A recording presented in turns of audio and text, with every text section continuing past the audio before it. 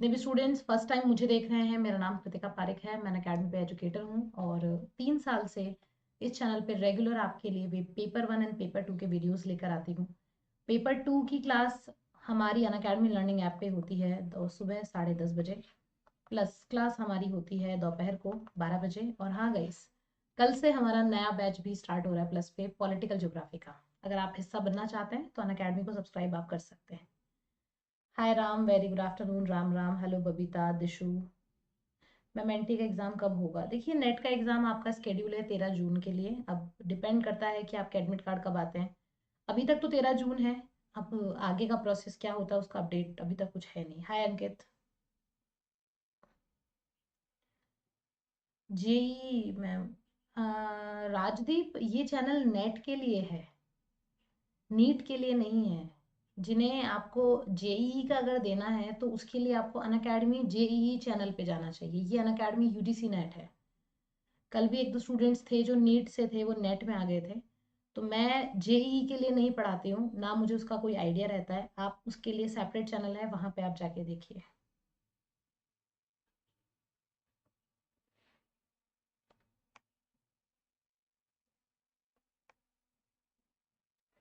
Okay, चलिए दोस्तों, अब हम हमारी क्लास को स्टार्ट करते हैं।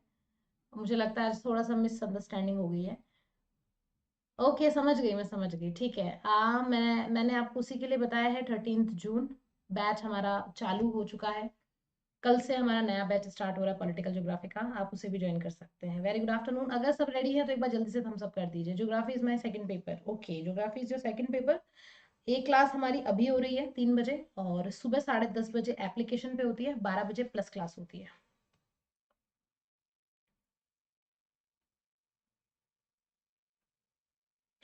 चलिए दी जी, तो शुरुआत करते हैं। हम कल तक की क्लास में 45 क्वेश्चंस कर चुके थे 2021 के पेपर की। आज हम करने वाले हैं आगे के क्वेश्चन 46 नंबर से। So let's start please.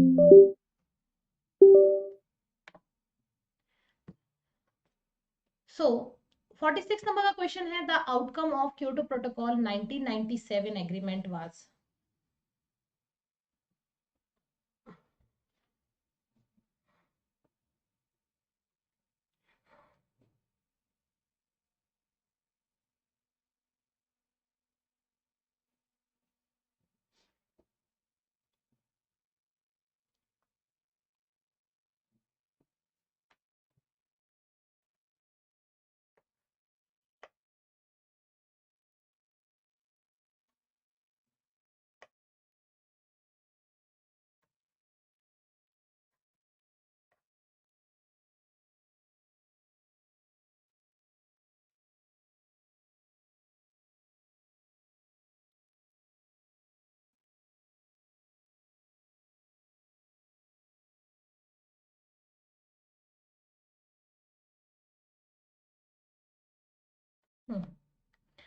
आप लोग आंसर कर रहे हैं option number B, but right answer option number C. चलिए देखते हैं the outcome of Kyoto protocol 1997। तो एक तो आप ये जान के रखिएगा कि 1997 के अंदर क्योटो प्रोटोकॉल का एग्रीमेंट हुआ था, बट उसको फोर्स में लाया गया था 2005 के अंदर। ठीक है। तो इस वजह से यहाँ पे ये इफेक्टिव ना, this protocol was B effective from 1997। ये यहाँ पे गलत है। अगर इसका प्रॉपर देखा जाए कि ये कब लागू हुआ था, तो ये 16 फरवरी 2005 से इसको स्टार्ट यहाँ पे किया गया था। ठीक है।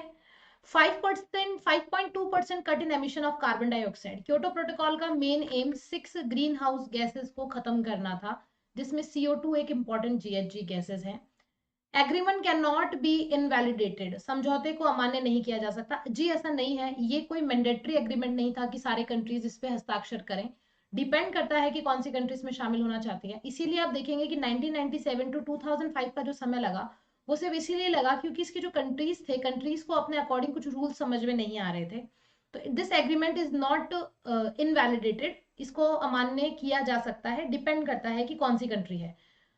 दूसरा गलत, बी अगर गलत है तो option number A and B गलत हो जाते हैं।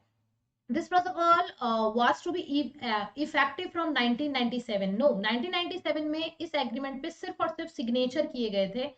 ठीक है, 1999 यहाँ पे सही आंसर होगा। ओके, अगला सवाल है which of the following atmospheric gases has not been represented by correct symbol.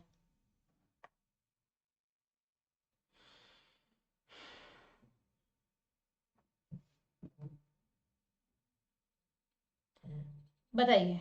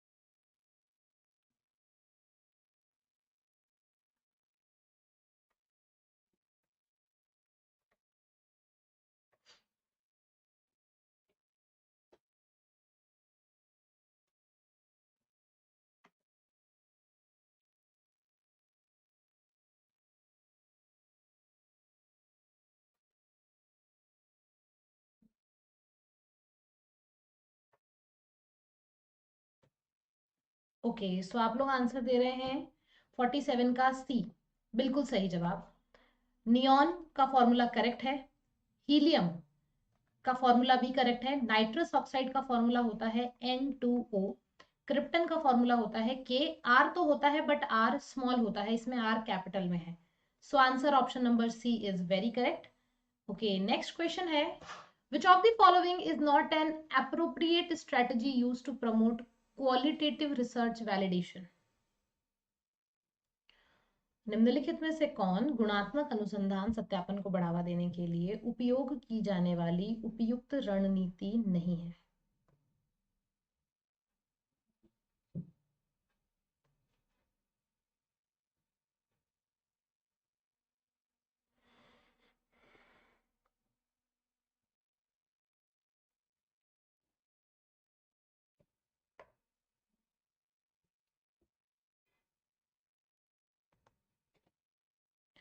Right answer है option number 4, random validation of assignment. Random validation जो होता है असाइनमेंट्स का, वो स्पेशली क्वालिटेटिव रिसर्च में काम नहीं होता है। क्वालिटेटिव रिसर्च के वैलिडेशन की अप्रोप्रिएट स्ट्रेटेजी नहीं है। नेक्स्ट है which of the following explain rapid growth of information and technology industry in South India as compare to North India. बहुत अच्छा सवाल है कि नॉर्थ इंडिया के कंपेयर में साउथ इंडिया में ज्यादातर आईटी सेक्टर डेवलप क्यों हो रहा है। आज भी आप देखेंगे बैंगलोर एक बहुत ज्यादा आईटी सेक्टर में डेवलप्ड है, इंडिया की सिलिकॉन वैली उसको कहा जाता है। रीजन इसके पीछे क्या हो सकता है।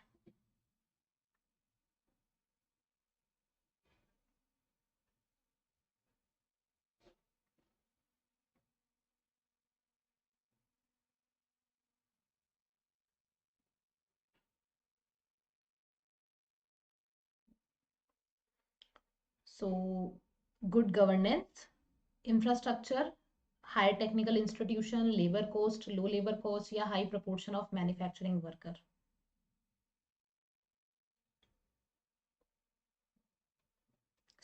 काफी लोगों ने आंसर ए किया है, लेकिन यहाँ आंसर होगा ऑप्शन नंबर 3। इसलिए है क्योंकि दोस्तों यहाँ पे बात किसकी हो रही है, आईटी की, सूचना और प्रौद्योगिकी। सूचना और प्रौद्योगिकी अपने आप में एक ऐसा सब्जेक्ट है जिसकी एजुकेशन इंडिया में कंपैरेटिवली बाकी सब्जेक्ट से कॉस्टली है।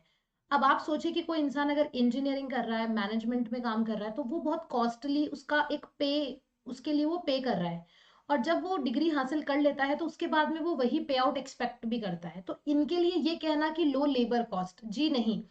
जो भी आईटी सेक्टर में काम करते हैं वो हाईली प्रोफाइल्ड इंजीनियर्स होते हैं, जिन्होंने आईटी सेक्टर के अंदर एक अच्छा खासा अपना नॉलेज लिया हुआ होता है, अपना मनी इन्वेस्ट किया होता है। तो लो लेबर कॉस्ट यहाँ पे कोई रीजन नहीं हो सकता, क्योंकि वो एक अच्छे पैकेज के ऊपर काम कर रहे हैं वहां पे।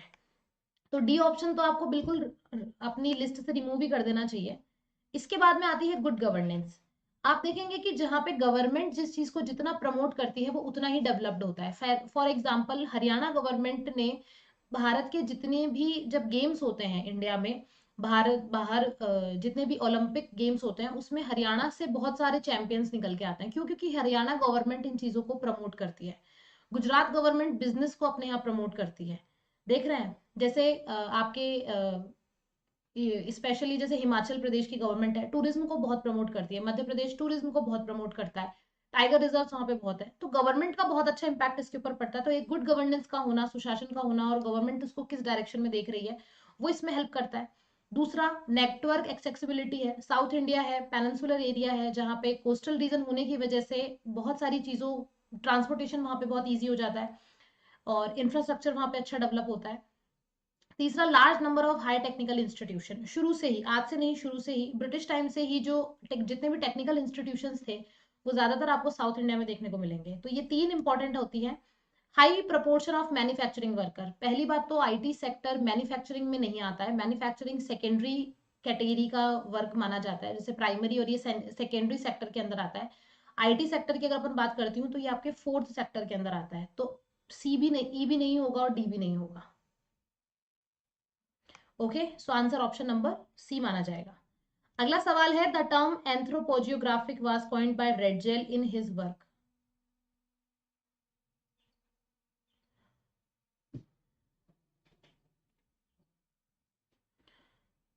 एंथ्रोपोजियोग्राफिक शब्द को रेडजेल ने अपने काम में गढ़ा था।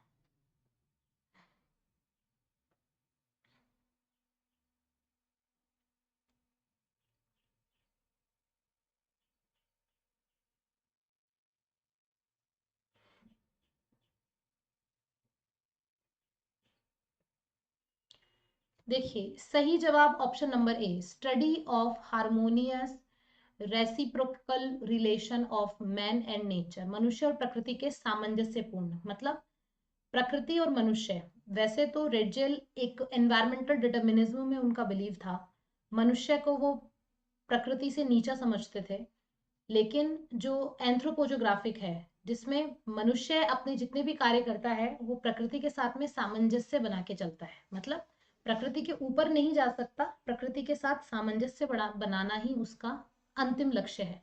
तो पहला सही है। जाति के संदर्भ में, व्यक्ति और जाति के संदर्भ में मनुष्य का भूगोल, ये किताब है द रेसेस ऑफ मैनकाइंड, उसमें ये देखने को मिलता है। मनुष्य का भूगोल और पृथ्वी की सतह के संबंध में उसका कार्य, इसके ऊपर ज्यादातर कार्य हम्बोल्ट सर ने किए थे। Organic theory of society and state, no doubt ये थ्योरी दी रेडजेल ने है, लेकिन वो ऑर्गेनिक स्टेट थ्योरी या उनका जो सोशल डार्विनियन थ्योरी थी, डार्विन का जो सिद्धांत था उत्तरजीविता का, सामाजिक डार्विनवाद का जो सिद्धांत था, ये उसके ऊपर आधारित था, जिसका एंथ्रोपोजोग्राफिक से कोई लेना देना नहीं है। तो सही जवाब ऑप्शन नंबर ए माना जाएगा। अगला है, the which group of country is known as the emerging market, उभरते बाजारों के रूप में देखा जाता है।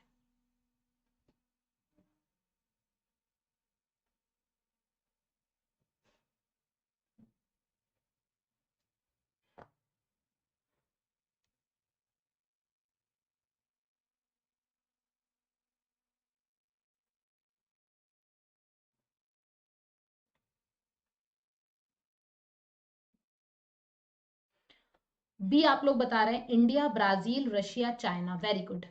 उभरते बाजारों में हम क्या शामिल करते हैं, मतलब ये कि ये एक ऐसा मार्केट है जहां पे स्कोप है फ्यूचर के लिए।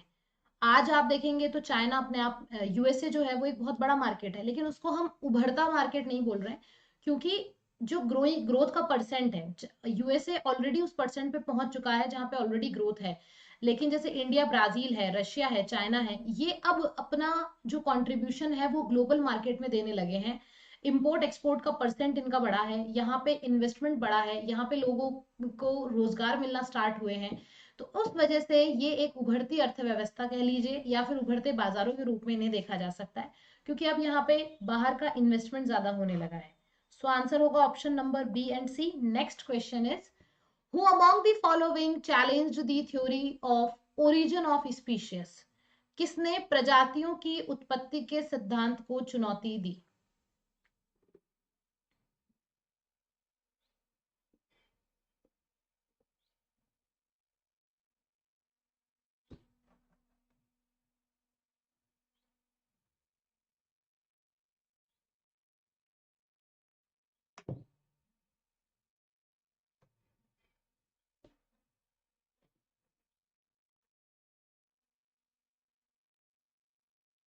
वेरी नाइस अंकित।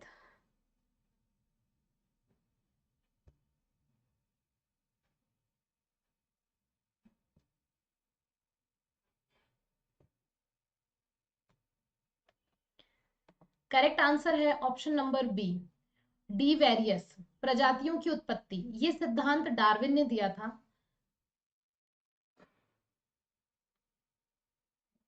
सॉरी, उल्टा बता दिया। ये जो सिद्धांत था इसको चुनौती आपके डी वेरियस ने की थी। डार्विन का जो सिद्धांत था वो उत्तरजीविता का सिद्धांत था, जिसमें वो ये बताते हैं कि कैसे एक जीव अपने स्वयं के अस्तित्व की रक्षा के लिए किसी दूसरे जीव को मार भी सकता है। इसी से इंस्पायर्ड होकर रेडजेल ने सामाजिक डार्विनवाद यानी कि राज्य की जैविक राज्य की अवधारणा दी थी। Next question, in which of these book in 1999 Mackinder recreated his concept of pivot area as a heartland.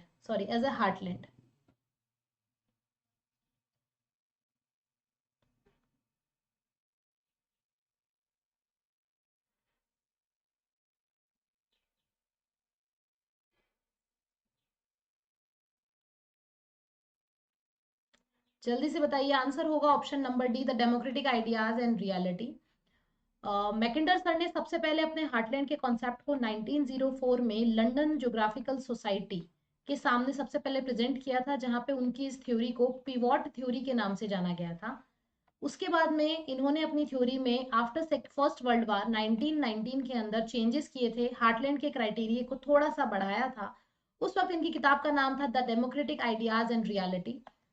और फिर 1943 के अंदर इन्होंने फिर से अपने हार्टलैंड के विचार को like during the second world war अपने अपने हार्टलैंड के विचार को इन्होंने परिवर्तित किया था, और and the round world and winning peace नाम की एक किताब में फिर से अपने हार्टलैंड की अवधारणा में परिवर्तन किया था। तो इनकी दो किताबें the democratic ideas and reality 1919 में आती है and the round world and winning peace 1943 में आती है। 43 में ही स्पाइकमैन नाम के एक अमेरिकन ज्योग्राफर थे जिन्होंने स्टार्ट की थी रीमलैंड थ्योरी, वो भी आपके एग्जाम में काफी बार पूछी जाती है। Which of the following cluster region in world are great cluster of population? विश्व में निम्नलिखित क्लस्टर क्षेत्रों में से कौन जनसंख्या के बड़े समूह है?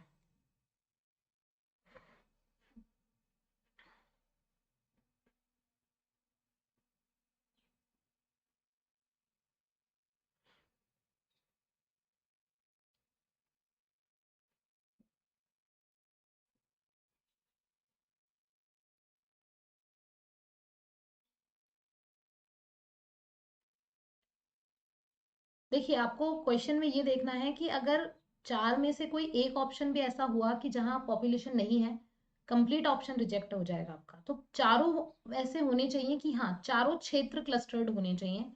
ऐसा नहीं है कि कोई एक नहीं है और हमने उसको आंसर कर दिया। Very good, option number D. क्यों? ये मैं आपको इसलिए कह रही हूँ क्योंकि तीन ऑप्शंस के अंदर तीनों में ही अफ्रीका है, और आपको पता है कि अफ्रीका दुनिया का एक ऐसा दुनिया का सबसे बड़ा कॉन्टिनेंट है जहां पे रिसोर्सेज बहुत ज्यादा है, but due to less population, less literacy, less technology, उन किसी का भी यूज नहीं हो पा रहा है। तो अफ्रीका जो है वो क्लस्टर्ड रीजन में नहीं आता है। ईस्ट एशिया आता है, साउथ एशिया आता है, यूरोप आता है एंड नॉर्थ अमेरिका के हिस्से आते हैं, क्योंकि दोस्तों east south Asia, Europe and north America में ही दुनिया के सबसे 5 पॉपुलेटेड हैं। जैसे मैं बात करती हूँ east Asia, China east Asia के अंदर आ रहा है, साउथ एशिया के अंदर भारत आ रहा है, यूरोप के अंदर आपके लंदन आ रही है और काफी यूरोपियन कंट्रीज आ रही हैं, नॉर्थ अमेरिका दुनिया का तीसरा सबसे बड़ा पॉपुलेटेड कंट्री माना जाता है। तो दुनिया की टॉप 5 कंट्रीज जो हैं, जो सबसे ज्यादा पॉपुलेशन रखते हैं, पूरी दुनिया की 40% तक आबादी 40% से ज्यादा आबादी रखते हैं, वो इन क्षेत्रों में आते हैं।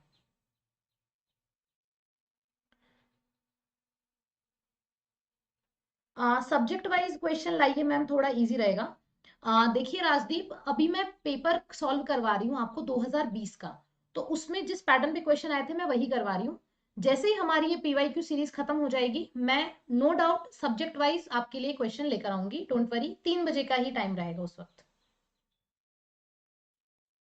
I know, I understand, but एक बार आप प्रीवियस, क्योंकि एग्जाम में जब क्वेश्चन आएगा तो वो इसी पैटर्न पे आएगा, वहां पर आपको सब्जेक्ट वाइज नहीं मिलेगा, तो आप एक बार प्रैक्टिस जरूर करें इससे। कोई भी प्रॉब्लम आए आप मुझसे पूछ सकते हैं, मैं आपको पूरी कोशिश करूंगी आपके क्वेश्चन का आंसर करने की।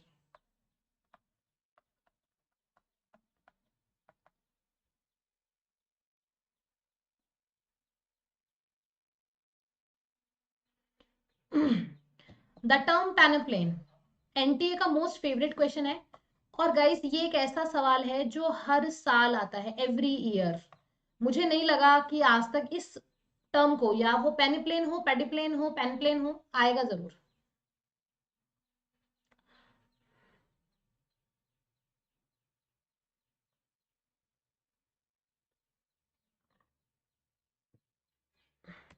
Very good. ऑप्शन नंबर 4 इसका सही जवाब होगा। बात अगर अपन करते हैं पेनाप्लेन की, तो पेनाप्लेन साइकिल ऑफ इरोजन के लास्ट स्टेज में बनता है, और ये इसमें सिर्फ और सिर्फ कुछ अवशेषी पॉइंट रह जाते हैं। तो ये एक ओल्ड एज में बनने वाला, नदी की वृद्धावस्था में बनने वाली ये एक समतल सतह होती है। और जब भी इसका निर्माण होता है तो ये फ्लड प्लेन के निर्माण से बनता है। डेविस ने इसके बारे में सबसे पहले सजेस्ट किया था। नेक्स्ट है assertion and reason.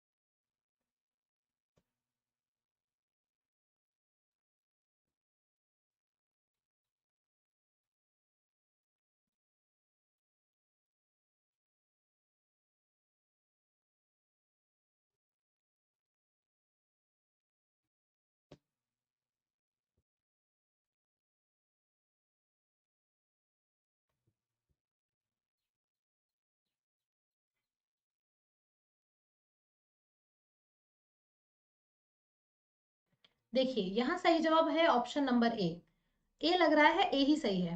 Fjord is not a suitable location for a port, क्योंकि फियोर्ड एक तरह से नदी का यू शेप्ड वैली का सबसे निचला हिस्सा होता है, जहां पे पानी एकत्रित होता है, इकट्ठा होता है। वहां पे पोर्ट नहीं बनाया जा सकता, और ज्यादातर ये आपको ग्लेशियर साइड में देखने को मिलेगा।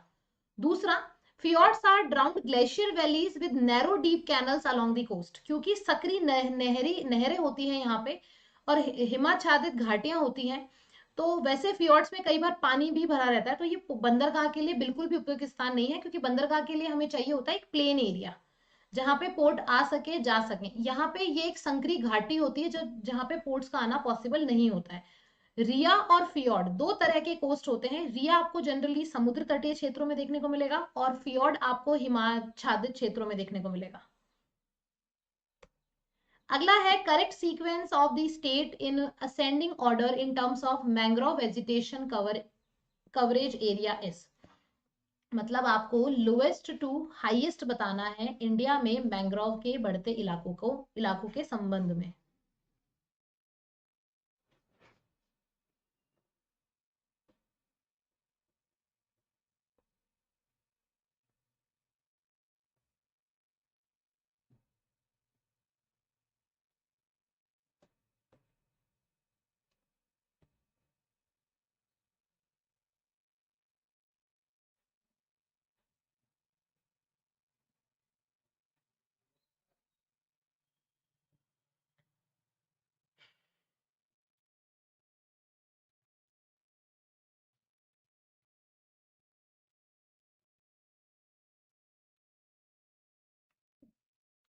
आंसर्स आने लग गए हैं, लेट्स सी।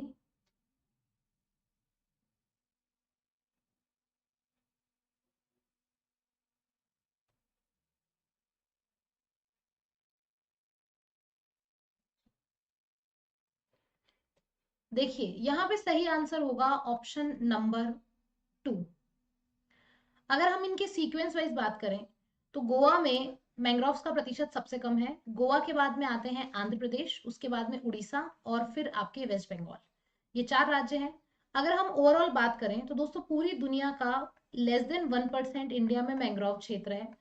इंडिया में मैंग्रोव रीजन सिर्फ 4,09,075 स्क्वायर किलोमीटर के एरिया के अंदर फैले हुए हैं। और भारत के जो 9 राज्य हैं जो कोस्टलाइन से जुड़े हुए हैं, उनमें गुजरात, आंध्र प्रदेश और वेस्ट पश्चिम बंगाल ऐसे राज्य हैं जहां सबसे ज्यादा मैंग्रोव पाए जाते हैं। तो बी आंसर सही होगा। गोवा सबसे कम इसलिए होगा क्योंकि गोवा राज्य भी सबसे छोटा है। आपको सिर्फ एक चीज सोचनी थी, अगर आपको इतना आइडिया था कि वेस्ट बंगाल में सबसे ज्यादा है, तो आप सोचिए कि आंध्र प्रदेश, उड़ीसा, वेस्ट बंगाल और गोवा चारों राज्य तटीय क्षेत्र हैं। सबसे छोटा राज्य जो होगा उसका प्रतिशत उतना ही कम होगा। जैसे गोवा, गोवा इतना छोटा राज्य है कि वहां पे मैंग्रोव का प्रतिशत अगर पूरे गोवा को भी मैंग्रोव से कवर कर दे तब भी वो आंध्र प्रदेश, उड़ीसा, वेस्ट बंगाल के बराबर नहीं आ सकता। तो आंसर अपने आप क्लियर था यहाँ पे। चलिए अगला बताइए इसी बात पे। Which of the following phenomena are not involved in global radiation balance?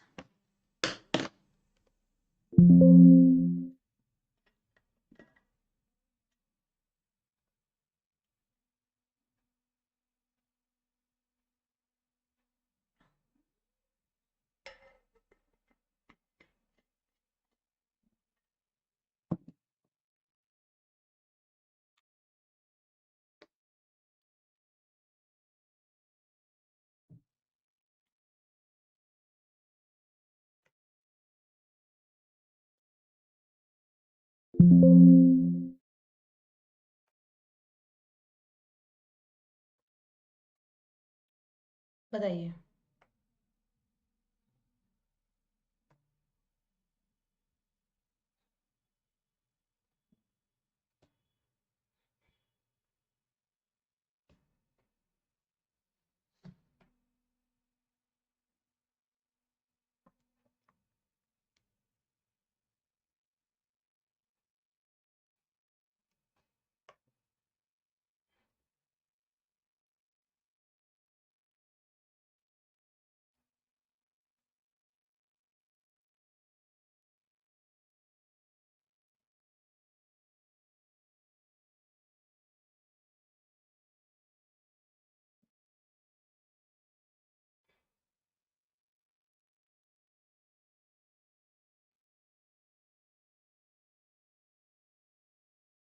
हम्म देखिए, सही जवाब है ऑप्शन नंबर ए और बी। कौन सी घटना वैश्विक विकिरण संतुलन में शामिल नहीं है? तो दोस्तों आपको पता होगा पायरानोमीटर और एनीमोमीटर क्या होते हैं। पायरानोमीटर और एनीमोमीटर दोनों ही आपके वायु की गति दिशा से संबंधित है। वायु की गति और दिशा को बताने वाले ये एक तरीके के यंत्र हैं। तो यंत्र आपका कुछ भी हो सकता है, ग्लोबल रेडिएशन बैलेंस से ये संबंधित नहीं है। पहली बात तो ये कोई घटना नहीं है, हमसे पूछा गया है फिनोमिन। मीटर जहां पर आगे कोई फिनोमिन नहीं है। दूसरी अगर मैं बात करूं तो आपके सामने अल्बेडो था और सेंसिबल हीट था। What is albedo? अल्बेडो का मतलब होता है कि जो भी सोलर इंसोलेशन हमें मिले, सन से आने वाला जो इनकमिंग सोलर रेडिएशन होता है वो अर्थ से टकराता है। सन से जब हमें सोलर रेडिएशन मिलता है तो वो शॉर्ट वेव्स में हमें मिलता है, लेकिन जब अर्थ उसको रिटर्न देती है तब वो उसको लॉन्ग टेरेस्ट्रियल वेव्स में रिटर्न करती है। अब ये डिपेंड करता है कि हमारी अर्थ का कौन सा ऑब्जेक्टिव कितने अमाउंट में उसको लेता है। जैसे अगर हमारी अर्थ पे आइस एरिया कहीं है तो वहां पे सन का जो इनकमिंग अमाउंट है और जो आउटगोइंग है 90% से भी ज्यादा अर्थ उसको हैंड टू हैंड रिफ्लेक्ट कर देती है। वहीं दूसरी तरफ अगर वो एरिया बहुत ही घने फॉरेस्ट में जा रहा है या स्पेशली ब्लैक सॉइल वाले एरिया में जा रहा है तो वहां पे रिफ्लेक्शन अल्बेडो का अमाउंट सिर्फ 8 to 25% ही रह जाएगा। तो अल्बेडो का मतलब क्या होता है? आने वाली और जाने वाली इंसुलेशन, आने वाला इंसुलेशन और जाने वाले रेडिएशन का प्रतिशत, उसे हम अल्बेडो कहते हैं। तो वो हमारे वैश्विक तापमान को प्रभावित करता है, ग्लोबल रेडिएशन बैलेंस को वो इफेक्ट करता है। वहीं दूसरी तरफ सेंसेबल हीट, समझदार गर्मी, नाम सेंसेबल है बट समझदार गर्मी का मतलब ये होता है कि किसी भी ऑब्जेक्ट में उसके बिना किसी चेंजेस में, उसको बिना किसी चेंज करे उसके ऑब्जेक्ट में होने वाला टेम्परेचर का डिफरेंस ही सेंसेबल हीट कहलाता है। फॉर एग्जाम्पल, मान लो कि एक कोई पर्टिकुलर आपके सामने ऑब्जेक्ट है, ठीक है। उस ऑब्जेक्ट के अंदर टेम्परेचर राइज होने लगा, ठीक है, टेम्परेचर राइज होने लगा और वो अपने एक मैक्सिमम टेम्परेचर तक पहुंच गया। तो जो टेम्परेचर राइज होने का प्रोसेस था उसको हम सेंसेबल हीट बोलेंगे। सिमिलरली उसी पर्टिकुलर ऑब्जेक्ट का टेम्परेचर अगर डाउन होने लगा है और वो अपने लास्ट टेम्परेचर पे आ चुका है तो उसे भी हम सेंसेबल हीट बोलेंगे। तो किसी भी ऑब्जेक्ट में होने वाले टेम्परेचर के चेंजेस को हम सेंसेबल हीट बोलते हैं। ये टेम्परेचर के इंक्रीजिंग ऑर्डर में भी हो सकती है और ये डिक्रीजिंग ऑर्डर में भी हो सकती है।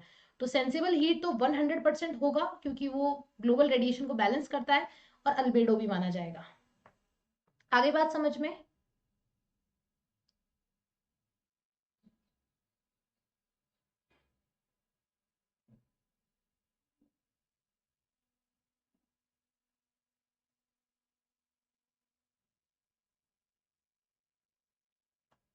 Next, as the wave approach coast, the wave from change radically. Which of the following is the correct sequence of changes?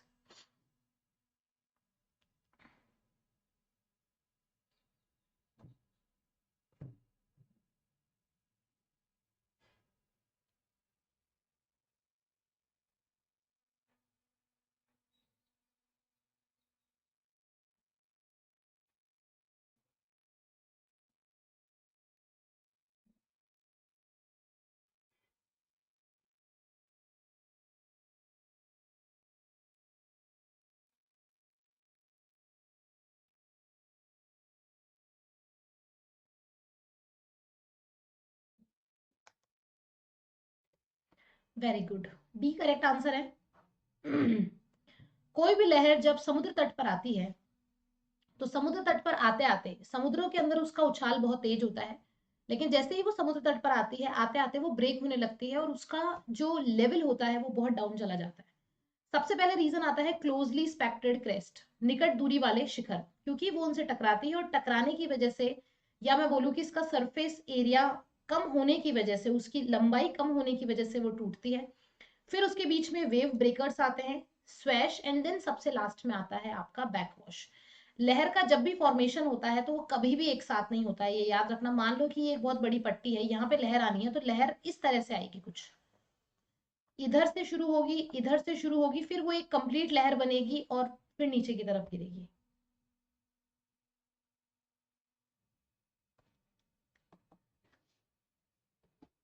Ocean waves के बारे में जब आप पढ़ेंगे तो आपको इसके बारे में पता चलेगा। आउट ऑफ सिलेबस तो नहीं है, आपने पढ़ा नहीं है वो बात अलग है।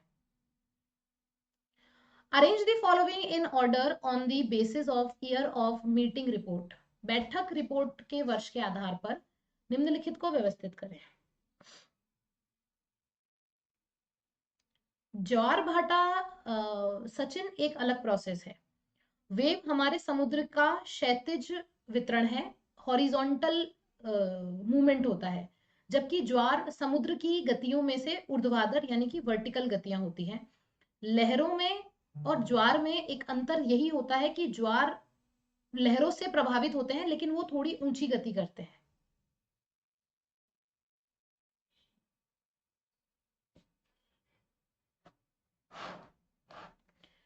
सो आंसर आप लोग दे रहे हैं ऑप्शन नंबर ए, बिल्कुल सही। Arrange the following in order the basic of the meeting report. तो अगर मीटिंग रिपोर्ट की बात करते हैं, द फर्स्ट अर्थ समिट 1992 से ये स्टार्ट होता है और सबसे लास्ट में आती है आपकी COP21। ये इससे रिलेटेड क्वेश्चन आपके एग्जाम में भी पूछा गया था। अभी रिसेंटली जो आपका ज्योग्राफी का पेपर हुआ था उसमें यही पूछा गया था कि COP21 कब हुई थी। यही एक लास्ट सवाल इसका बन करके आया था। तो COP21 आपके रिसेंटली 2015 के अंदर हुई थी। ये यूनाइटेड नेशन का क्लाइमेट चेंज का एक कॉन्फ्रेंस था।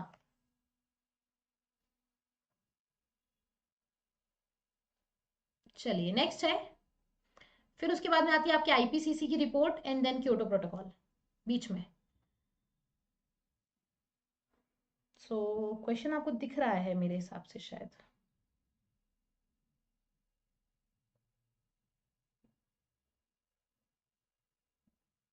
हम्म,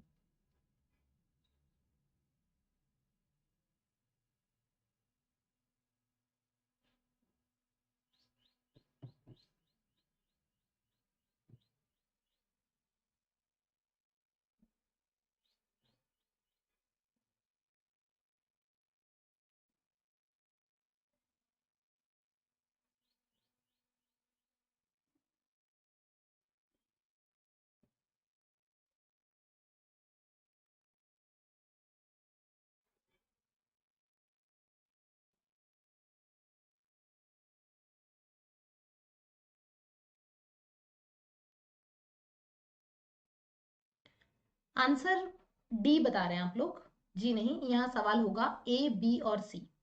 आप देखें, हमसे सवाल की डिमांड है vertical distribution of temperature. Temperature का डिस्ट्रीब्यूशन दो चीजें डिसाइड करती है, horizontal distribution and vertical distribution. Vertical distribution मतलब समुद्र के सरफेस से डेप्थ में किस तरह के चेंजेस आ रहे हैं। जैसे sun rays have no effect below 600 feet, that means from surface to 600 feet. So this is the vertical distribution. In spite of movement of water, large part of sea is relatively cool. क्यों? पानी की आवाजाही के बावजूद समुद्र का बड़ा भाग अपेक्षाकृत ठंडा है। क्यों?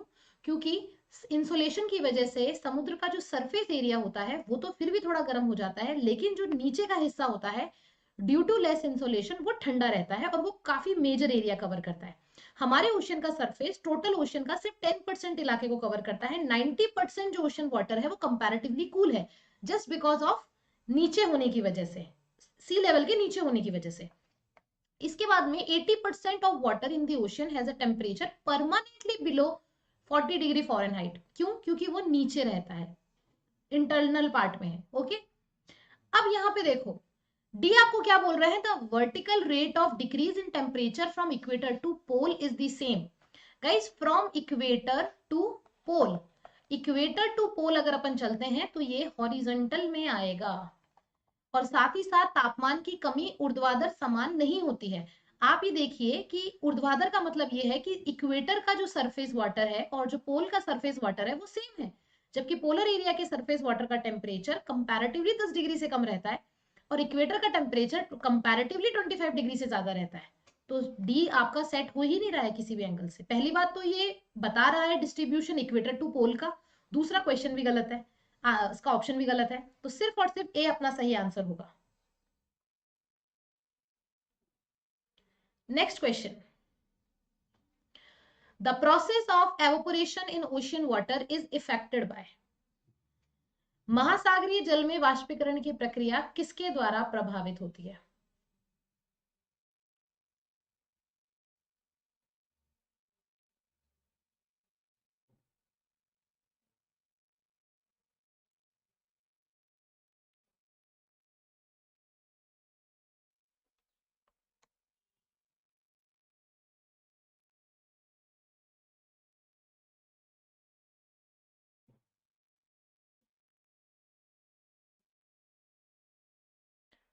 देखो, बहुत सोच समझ के आंसर देना, क्वेश्चन के नेचर को समझने की कोशिश करो, क्वेश्चन क्या पूछ रहा है, क्योंकि क्वेश्चन के अंदर मुझे लगता है आप आंसर को निकाल सकते हैं। जी, यहाँ पे आंसर होगा ऑप्शन नंबर 4। हमारे कुछ साथी ज्यादा सोच गए, मुझे ऐसा लगता है। आप सोचिए, the process of evaporation in ocean water is affected by, question की डिमांड ही ये आ रही है कि जो महासागर का पानी होता है उसमें जो वाष्पीकरण जब हम करते हैं तो वो कैसे प्रभावित होता है। तो महासागर आपको पता है हमारी पूरी पृथ्वी के 70% एरिया में आते हैं। वाष्पीकरण महासागर के हर स्थिति में होता है, कहीं ज्यादा है तो कहीं कम है या कहीं न के बराबर है, पर वाष्पीकरण का प्रतिशत पाया जाता है। तो इसका मतलब ये जितनी बात हो रही है वो यूनिवर्सल लेवल पे बात हो रही है, तो हमें भी कॉजेज यूनिवर्सल देखने पड़ेंगे। The first universal causes is salinity. Ocean water हमारे फ्रेश वाटर के कंपेयर में बहुत ज्यादा सलाइन होता है, और आपको पता है कि वाष्पीकरण की प्रक्रिया में सैलिनिटी का जो रोल है वो ये कि जिस पानी का घनत्व जितना ज्यादा होता है उसका वाष्पीकरण का जो प्रोसेस होता है वो धीमा हो जाता है। एक तो फ्रेश वाटर होता है जो हल्का होता है, वाष्पीकरण आराम से हो जाएगा, लेकिन जिस पानी में सैलिनिटी ज्यादा होती है उसका ऑलरेडी वाष्पीकरण का प्रतिशत घट जाता है, और जितना वाष्पीकरण होता है उसकी वजह से सैलिनिटी और इंक्रीज होती है। लैटिट्यूड की अगर मैं बात करती हूँ, एक आप बात करते हैं 0 डिग्री लैटिट्यूड की, एक 90 डिग्री लैटिट्यूड। 0 डिग्री लैटिट्यूड के ऊपर ये एक इक्वेटर है, यहाँ पे हमेशा इंसोलेशन रहता है, इस वजह से रेट ऑफ एवोपरेशन हाई होती है। पोलर एरिया ठंडा इलाका है, हॉरिजॉन्टल किरणें सन की मिलती है, इस वजह से रेट ऑफ एवोपरेशन बहुत लेस होती है। अक्षांश का फर्क पड़ता है, सैलिनिटी का फर्क पड़ता है। सीजन्स की या मौसम की बात करूं तो मौसम से मतलब मेरा ये है कि जब कभी भी कहीं पे बहुत ज्यादा एक्सेस हीट बढ़ जाती है तो रेट ऑफ एवोपरेशन इंक्रीज होती है। सर्दियां कहीं आ जाती है तो रेट ऑफ एवोपरेशन खत्म हो जाता है। कहीं मान लीजिए कि बादल ही बन चुके हैं, तो बादल कई बार समुद्र की सतह को कवर कर लेते हैं, जिस वजह से समुद्र से सूर्य से आने वाला प्रकाश रिफ्लेक्ट होकर के वापस अंतरिक्ष में चला जाता है, तो सीजन इफेक्ट करते हैं। और विंड्स, विंड्स में हमारी जो परमानेंट विंड्स होती हैं, परमानेंट विंड्स देख लीजिए, लोकल विंड्स देख लीजिए या मानसूनल विंड्स देख लीजिए, तीनों ही वाष्पीकरण की प्रक्रिया को प्रभावित करती हैं। तो correct answer option number A B C D सारे माने जाएंगे।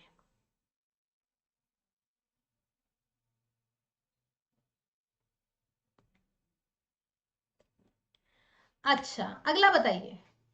River regime with reference to flow refers to, नदी शासन प्रवाह के संदर्भ में संदर्भित करता है।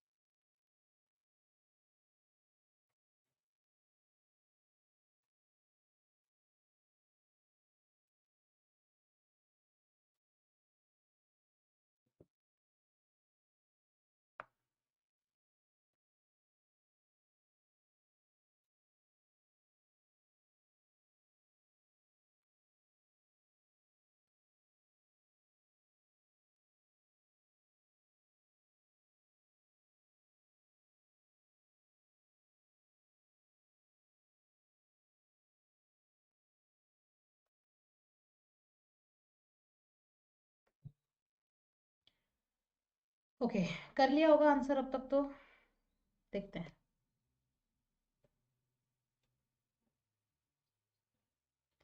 ए और बी, नदी शासन प्रवाह के संदर्भ में सबसे पहले तो patterns of seasonal flow of water. Seasonal flow का मतलब ये आ गया, रिवर्स को हम जनरली क्लासिफाइड दो तरीकों से करते हैं, एक बारहमासी एक मौसमी। बारहमासी का मतलब होता है जिनमें साल भर पानी मिलता है, उनका मेजर सोर्स ग्लेशियर्स होते हैं, जैसे Himalayan reverse, Ganga Yamuna Brahmaputra etcetera.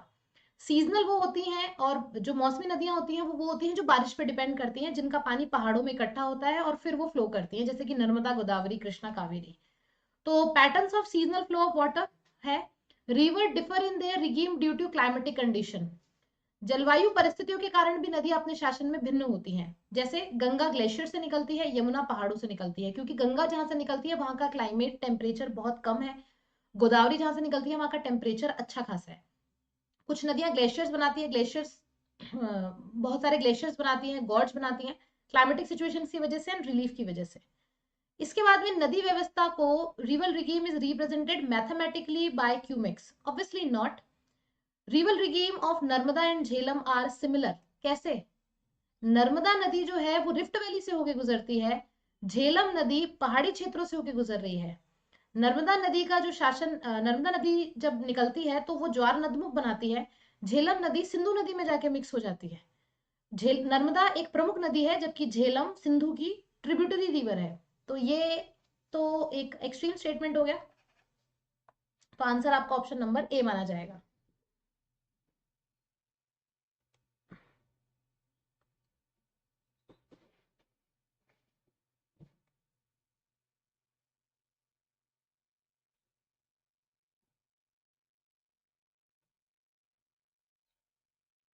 किसकी आरती कर रहे हो, थोड़ा मुझे बताओगे, मैं भी शामिल होना चाहूंगी आरती में तो।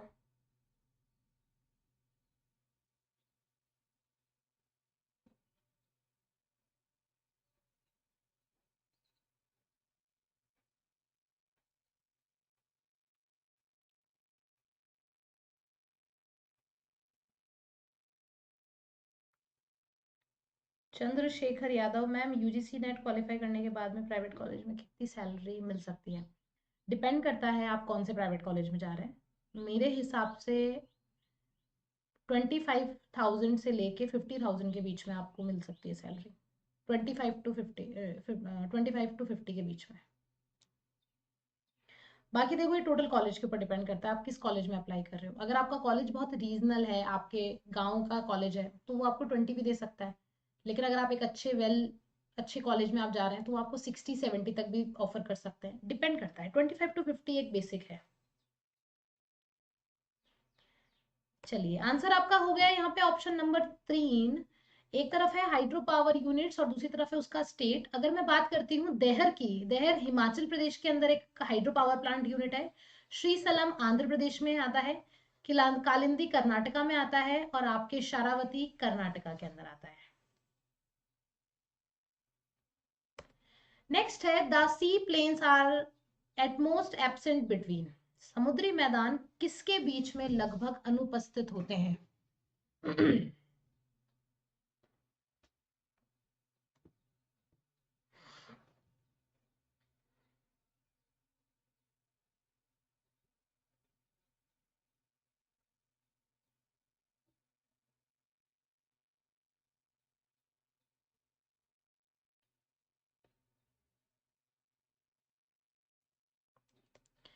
60 degree north to 70 degree north latitude, 40 to 50 के बीच में ये सबसे ज्यादा पाए जाते हैं। 60 टू 70 डिग्री नॉर्थ लैटिट्यूड के बीच में समुद्री मैदान लगभग आपके अनुपस्थित होते हैं। वो इसलिए होते हैं क्योंकि दोस्तों हमारे समुद्र की अगर मैं फीचर्स की बात करूं, ये देखिए,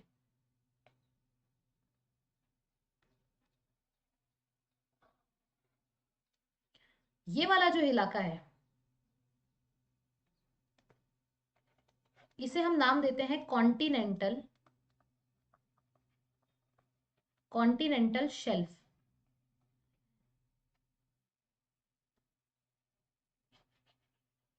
इस इलाके को कहा जाता है कॉन्टिनेंटल स्लोप।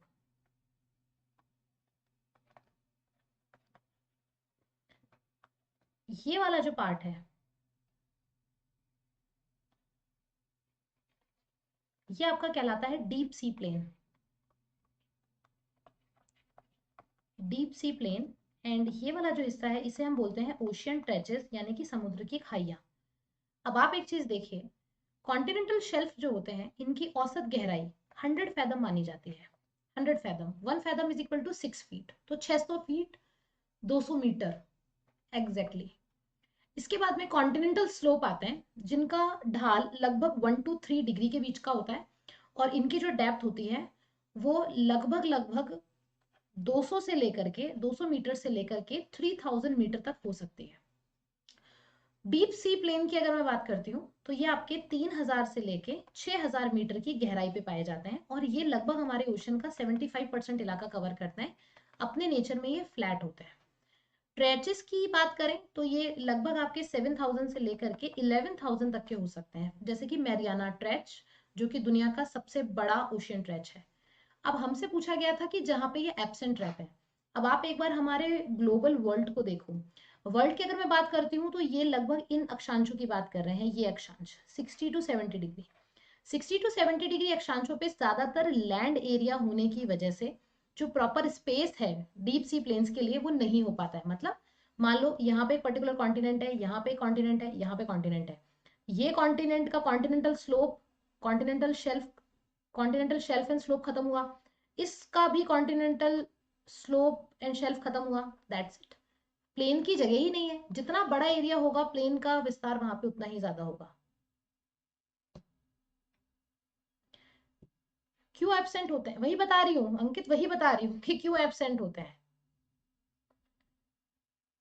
यहाँ पे आप देखें कि आखिर उनकी प्रेजेंस कब होगी। पहले कॉन्टिनेंटल स्लोप शेल्फ कवर करेगा, फिर कॉन्टिनेंटल स्लोप आएगा, फिर डीप सी प्लेन आएगा। ठीक है, मान लो कि सिमिलरली यहाँ पे हमारा, मैंने एक कॉन्टिनेंट यहाँ पे बना दिया, एक कॉन्टिनेंट मैंने यहाँ पे बना दिया। ठीक है, A continent and this is B continent. ठीक है, अब इन दोनों के बीच में होगा ना डीप सी प्लेन, लेकिन आप एक चीज इमेजिन करो कि यहाँ पे इतना प्रतिशत ले लिया कॉन्टिनेंटल स्लोप ने, इतना ले लिया कॉन्टिनेंटल शेल्फ ने, सिमिलरली इसका भी continental slope and continental shelf आ जाएगा, तो डीप सी प्लेन की जगह कहाँ बचेगी? नहीं होगी। तो ना तो यहाँ पे डीप सी प्लेन्स पाए जाते हैं, ना ही यहाँ पे ओशियन ट्रेचेस पाए जाते हैं। यहाँ पे ज्यादातर जो विस्तार होता है वो कॉन्टिनेंटल शेल्फ का और स्लोप का ही इतना हो जाता है कि डीप होते ही नहीं है। ठीक है, और जहां तक सवाल है 20 डिग्री साउथ से 30 डिग्री साउथ के बीच में, यहाँ पे ये अच्छी खासी तादाद में पाए जाते हैं। नियर टू इक्वेटर ये ज्यादा होते हैं, जैसे जैसे इक्वेटर से हम दूर जाते जाएंगे इनकी संख्या कम होती जाएगी। और स्पेशली यहाँ पे नॉर्थ हेमिस्फीयर इसलिए लिखा है क्योंकि नॉर्थ हेमिस्फीयर लैंड के मामले में आगे रहता है, साउथ हेमिस्फीयर में ओशियन ज्यादा है, इस वजह से वहां पे डीप सी प्लेन इजीली मिल जाते हैं। ओके, अगला है पीक्स एंड उनकी रेंज। गुरु शिखर, दौदा बेटा, Armakonda and Dhupgarh.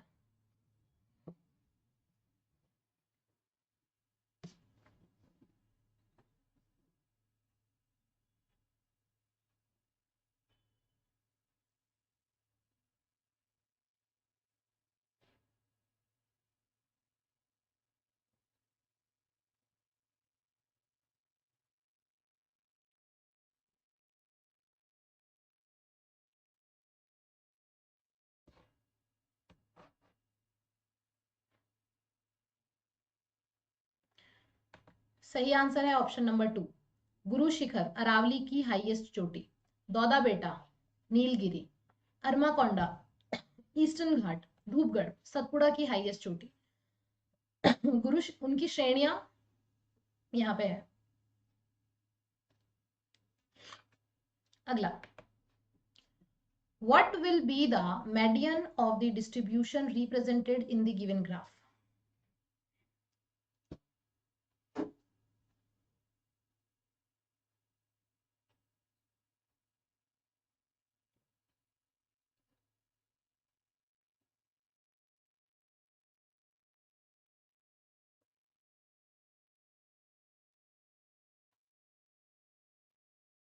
I think कि आप एक नजर में आंसर दे सकते हो इसका। 60 will be the median. 60। Next है, which of the following food stuff consume highest amount of water?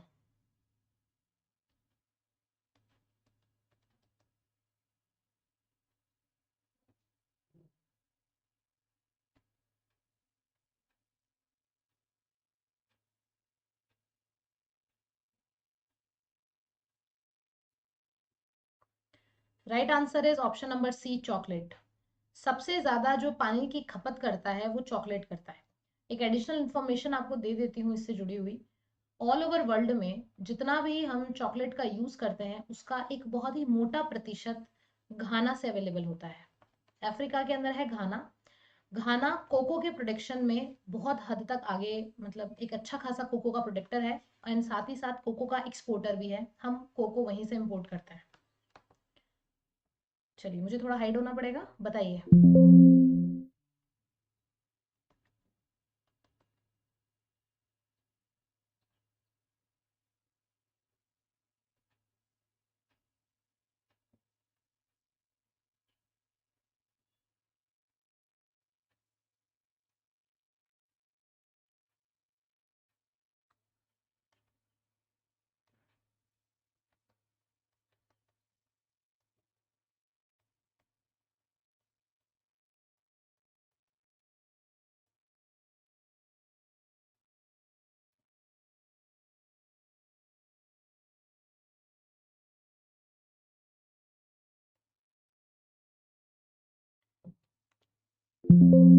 So answer mix आ रहा है, बी भी आ रहा है, सी भी आ रहा है। चलिए, आंसर है option number B. Which of the following are considered while preparing future population projections? कि जनसंख्या के अनुमान, जैसे आपने देखा होगा 2020 में एक बार ये अनुमान आया था कि भारत की जनसंख्या 2023 में चीन के आगे निकल जाएगी, और अभी ऐसा हुआ भी है। तो कैसे 3 साल पहले, आज के 3 साल पहले ये प्रिडिक्ट कर दिया गया कि भारत की पॉपुलेशन आगे हो जाएगी? 2023 तो अभी आया है।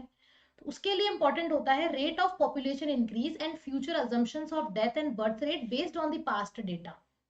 जैसे इतना तो हमें बहुत अच्छे से आइडिया होता है कि कितना इंक्रीज हुआ है। अब मान लो कि मैं आपके सामने एक डेटा दूं कि 1950 से लेके 2020 तक, 1950 से 2020 तक ये जो हमारे 70 ईयर्स गए हैं, इस 70 ईयर्स के अंदर पर ईयर में फॉर एग्जांपल 1 लाख लोगों की डेथ हुई है।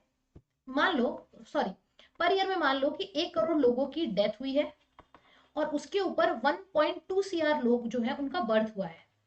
ये हमारा कौन सा डेटा कहता है? 1950 से 1920 तक का डेटा कहता है। तो इसी डेटे के बिहाफ पे हम आने वाले 3 साल के डेटे को भी अज्यूम कर सकते हैं, क्योंकि जब पुराने टाइम से जो पैटर्न चलता आ रहा है उसी को अज्यूम किया जाता है। जैसे किसी इंसान से आप एक बार मिल लिए, मिलने के बाद में आपका उसका फर्स्ट इंप्रेशन क्या था? आप अगर उसे 3 साल बाद मिलेंगे ना, तो आप उसके बारे में कह सकते हो कि मैं उससे मिला था, वो इंसान बहुत अच्छा था, बहुत बुरा था, या जो भी आपका ओपिनियन उससे फर्स्ट टाइम में था, उसके बिहाफ पे आप उसको जज कर सकते हो, आप कह सकते हो। वैसे ही पॉपुलेशन का जो प्रीवियस ईयर का डेटा होता है, उसी को बेस बना करके फ्यूचर को प्रिडिक्ट किया जाता है। प्लस उसमें जो पर ईयर की जो ग्रोइंग होती है, क्योंकि हम पर ईयर का भी डेटा निकालते हैं, उसको उसमें शामिल किया जाता है। तो जनसंख्या वृद्धि की दर कितनी चल रही है, जैसे इंडिया के अंदर जो पॉपुलेशन की ग्रोथ है वो भी 14% चल रही है, एनुअल ग्रोथ 1.4% की चल रही है, उसके बिहाफ पे पुराने डेटा को अज्यूम कर देना। नेक्स्ट आता है the most accurate representation of culture units are given below, arrange them from highest to lowest. सांस्कृतिक इकाइयों का सबसे सटीक प्रतिनिधित्व नीचे दिया गया है, उन्हें उच्चतम से निम्नतम तक व्यवस्थित करें।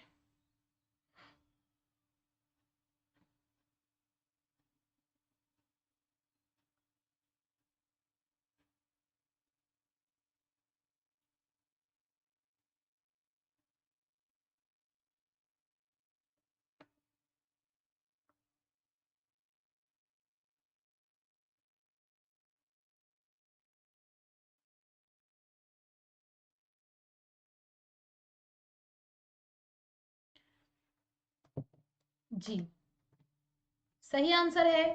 सबसे पहले सांस्कृतिक इकाइयों में उच्चतम से निम्नतम की अगर हम बात करते हैं, तो सबसे पहले क्षेत्र, फिर उसके बाद में region, realm, then region, then complex, और फिर सबसे लास्ट में उसका ट्रेट। ये भी ऐसा सवाल है जिसको आप इजीली रोट लर्निंग के जरिए भी कर सकते हो, क्योंकि ये रिपीटे बहुत ज्यादा रिपीट होता है।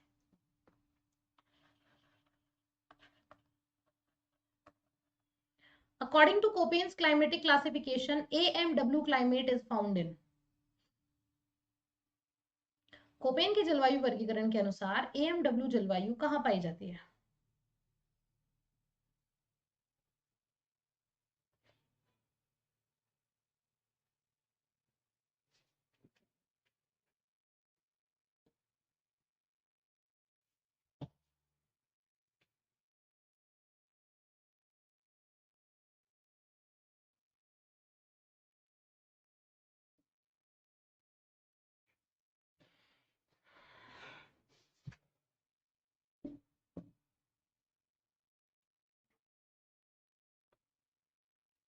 सही आंसर है option number B, Goa.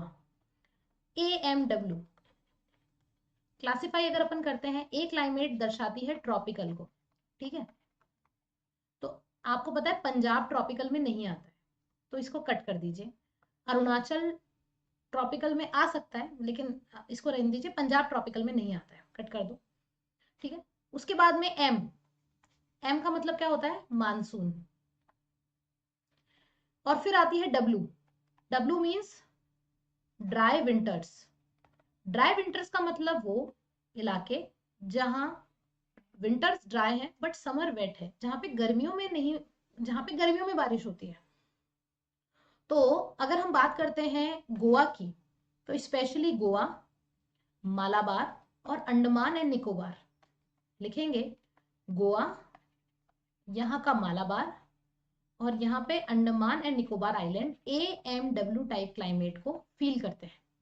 Assam की अगर मैं बात करती हूँ, तो आसाम की जलवायु मैदानी जलवायु है, CWG type climate, CWG type climate. Punjab की जो जलवायु है वो स्टेपी क्लाइमेट है, तो यहाँ पे BSH टाइप क्लाइमेट पाई जाती है। अरुणाचल प्रदेश की क्लाइमेट पहाड़ी जलवायु है, यहाँ पे DF टाइप क्लाइमेट देखने को मिलती है। सो आंसर ऑप्शन नंबर 2 हो जाएगा।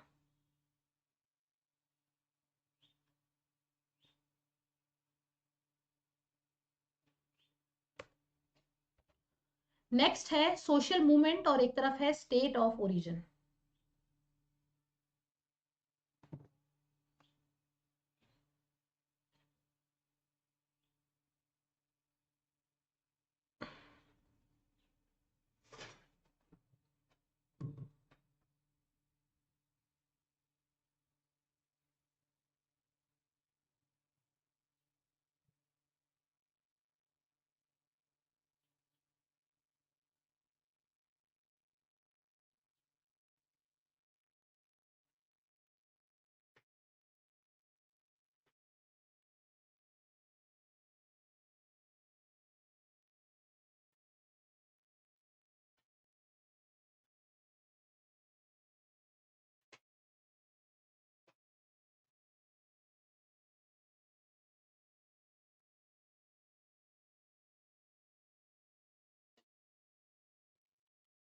सही आंसर है option number 4, silent save silent valley. ये केरल में चलाया गया था। चिपको आंदोलन उत्तराखंड के अंदर चलाया गया था। नर्मदा बचाओ आंदोलन गुजरात में सरदार सरोवर डैम पे। जंगल बचाओ आंदोलन झारखंड में। डी करेक्ट आंसर है। Which of the following mines have their association with gypsum. निम्नलिखित में से किस खान का संबंध जिप्सम से है?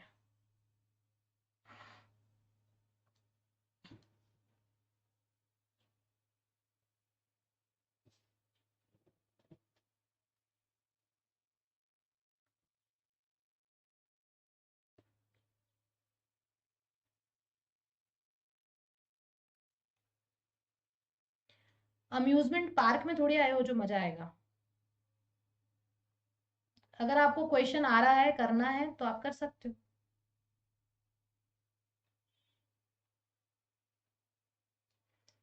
Correct answer option number 4, Nagaur, बढ़वा, बधवा और जसमेर। Next, which of the following statements are correct. कौन सा स्टेटमेंट सही है?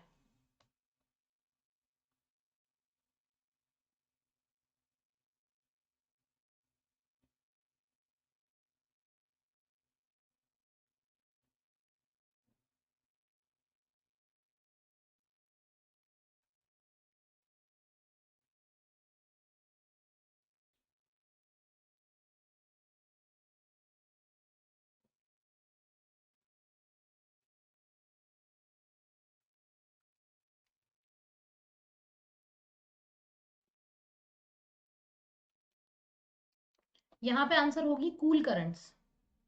कूल मतलब ठंडी धाराएं।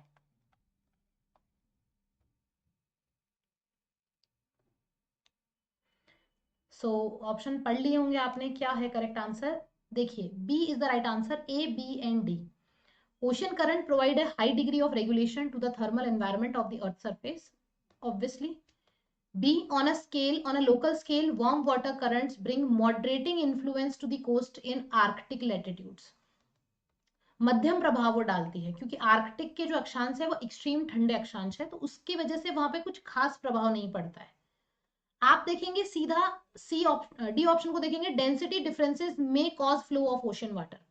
जिस पानी की डेंसिटी कम होती है उसका सी लेवल ज्यादा होता है, और सी लेवल जहां ज्यादा होता है वो लोअर सी लेवल की तरफ इंडिकेट करता है, तो डी इंपॉर्टेंट है। साथ ही साथ सी का मतलब है cool currents are not able to bring down the temperature of tropical desert. सुबह में स्पेशल पे मैं आपको यही बता रही थी कि हमारे कंप्लीट वर्ल्ड के जितने भी डेजर्ट्स बनते हैं उनके पीछे फॉर्मेशन का जो मेजर रीजन है वो ये कोल्ड करंट्स मानी जाती है। कोल्ड करंट्स को इसलिए माना जाता है, जैसे कि आप ये देखेंगे,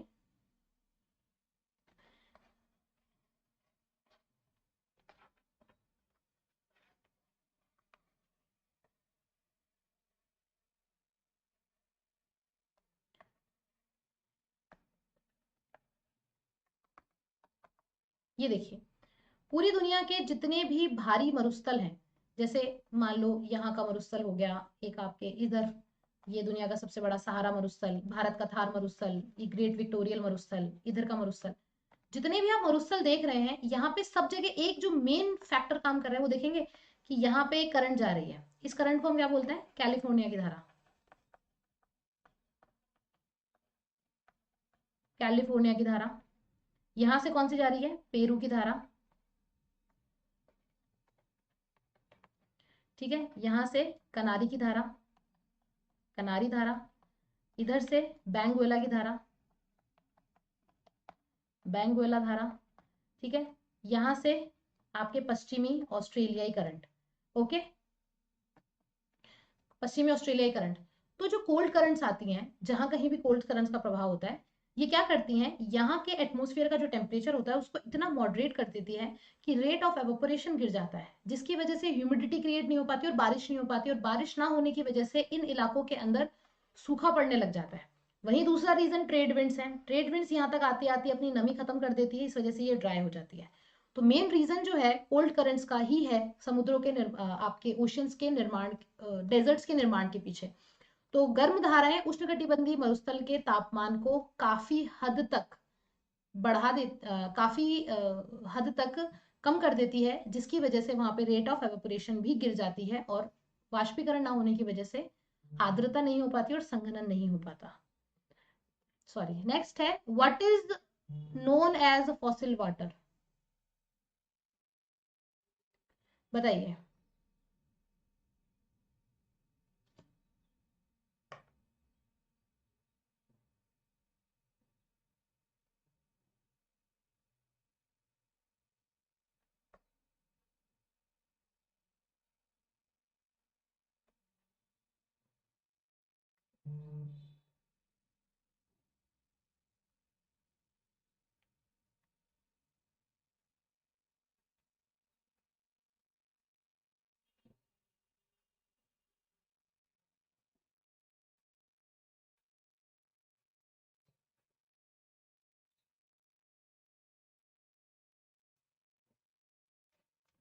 करेक्ट आंसर होगा option number D. Option number D, इसे हम जेवेनिल वाटर बोलते हैं। ये हमारी अर्थ के इंटरनल पार्ट में पाया जाता है और ऐसा माना जाता है कि काफी समय तक इसके बारे में कोई जानकारी नहीं थी, बहुत लंबे समय के बाद में इससे संबंधित जानकारी मिली है। और हमारी अर्थ के इंटरनल पार्ट में जो जीवाश्म पाए जाते हैं उनके बीच से जब ये पानी मिलता है तो इसे हम जीवाश्म जल बोलते हैं। जैसे जीवाश्म की चट्टानें होती हैं वैसे ही ये जल होता है, लेकिन इसकी खोज थोड़ी लेट हुई है। The agricultural activities from the city center to the periphery populated by Vonthunen arrange थी।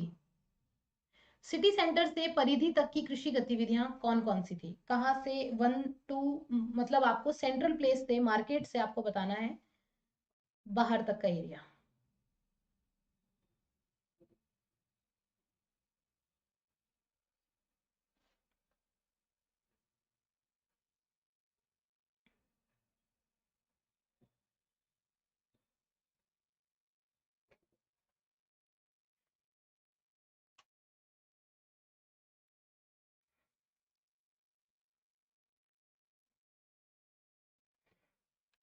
सही आंसर ऑप्शन नंबर 4।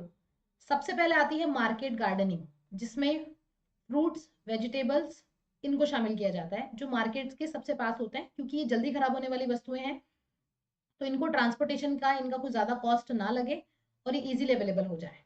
इसके बाद में आती है फायरवुड, जलाऊ लकड़ी और लकड़ी उत्पाद, जो सेकंड नंबर पर आता है।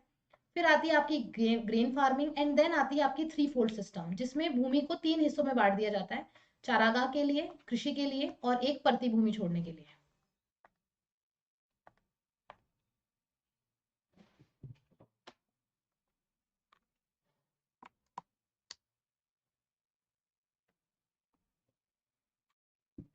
नेक्स्ट है which one is the correct ascending order of satellite sensors in terms of higher spatial resolution?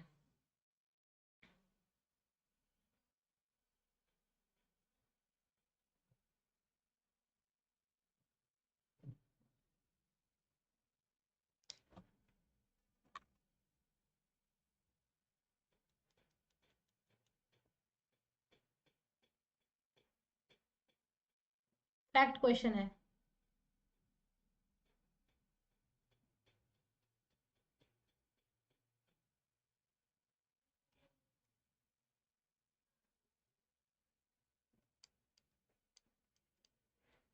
B,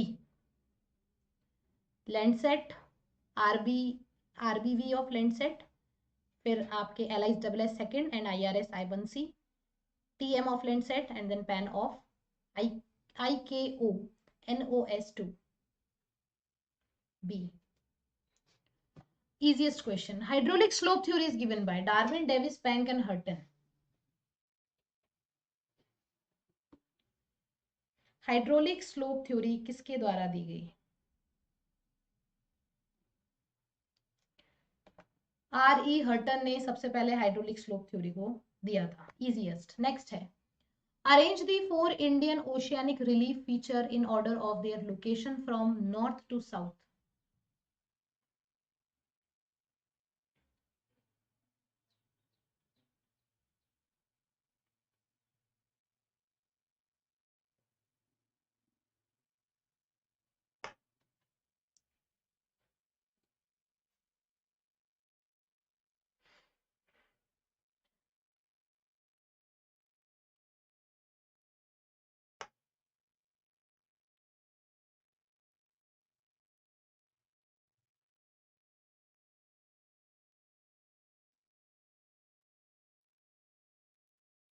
A B C या फिर डी?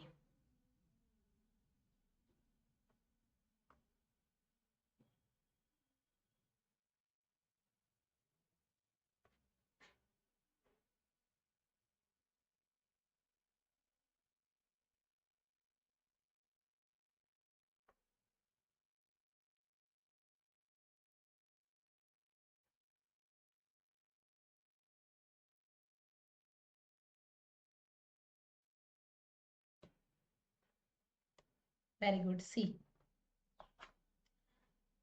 सबसे पहले आपके आएगी चागोस रिट्स, जो सबसे नियरेस्ट होती है, इंडिया की नियरेस्ट है। देन उसके बाद में चागोस रिट्स, उसके बाद में Chagos saint Paul ridges, then Amsterdam, और सबसे लास्ट में आती है आपकी गॉसबर्ग रिट्स। लाइन से ही लगाने थे। कई बार ऐसा होता है कि अगर हमें आंसर आता है और वो एक लाइन में मिलता है ना, तब भी एक क्वेश्चन मार्क माइंड में आता है, डाउट माइंड में आता है उस वक्त भी, कि कैसे हो सकता है, पता है आंसर सही है लेकिन A B C D directly दे दिया। ये भी कंफ्यूज करता है, इन चीजों से भी थोड़ा बच के रहना। नेक्स्ट है, in concentric zone model the correct order of zone from city core to periphery is?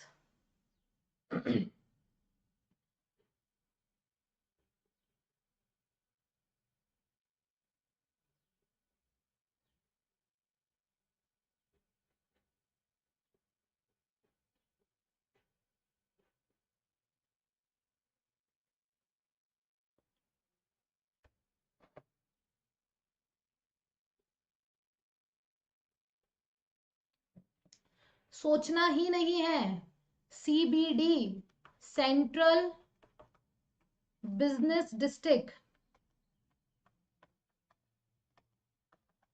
Central business district से ही तो आपकी परिधि शुरू होगी, तो सी सबसे पहले आएगा। उसके बाद में जैसे सी होता है बेसिकली जो सीबीडी है, सीबीडी में किसी तरीके की मैन्युफैक्चरिंग नहीं हो रही है। सीबीडी एक हब बन चुका है मार्केट का, कोऑपरेटिव के ऑफिसेस का, जिसका वर्टिकल एक्सपेंशन हो रहा है रेदर देन हॉरिजॉन्टल एक्सपेंशन, कि मतलब लोग वहीं पे अपना डेवलपमेंट करते जा रहे हैं, एक के ऊपर एक बिल्डिंग्स बनती जा रही है, बड़े बड़े ऑफिसेस आपको वहां पे देखने को मिलेंगे। ठीक है, ये हो गया। उसके बाद में होलसेल लाइट मैन्युफैक्चरिंग, सीबीडी के जस्ट पास में होलसेल लाइट मैन्युफैक्चरिंग होगी, और जहां पे मैन्युफैक्चरिंग होगी उसी के जस्ट पास में जो लोअर क्लास का रेजिडेंस होगा वो भी होगा, क्योंकि जो लेबर काम कर रहे हैं वो इतना मैनेज नहीं कर सकते हैं कि वो शहर से दूर रह करके पहले तो किराया दें और फिर ट्रांसपोर्टेशन का खर्चा और करें। तो वो मेजरली कहां पे रहना पसंद करते हैं? मैन्युफैक्चरिंग यूनिट के पास में। और फिर आपके आती है मीडियम क्लास रेजिडेंसी। ओके, चलिए अगला है स्टेटमेंट 1 एंड स्टेटमेंट 2।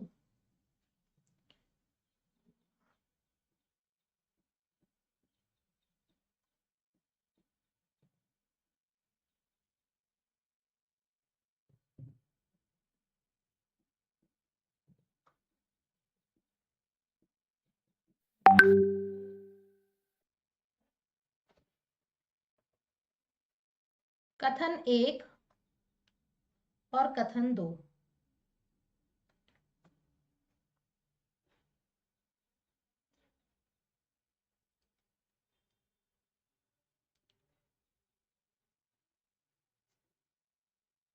मैं कह रही हूं अगर बड़ा सवाल है तो बिना पढ़े आंसर मत दो, पढ़ लो।